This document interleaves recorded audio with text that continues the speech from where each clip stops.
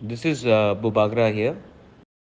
I am appealing to everyone, मैं सबको appeal कर रहा हूँ गंड तेसा में काम रहो।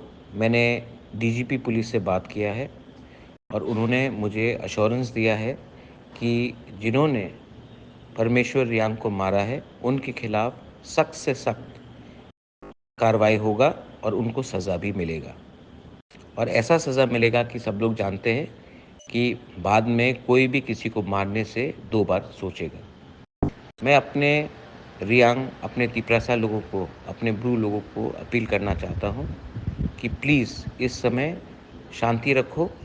मैं खुद आऊँगा गंडतोइसा और आपसे मिलूँगा और आपको सपोर्ट करूँगा, लेकिन वायलेंस से कुछ नहीं मिलेगा।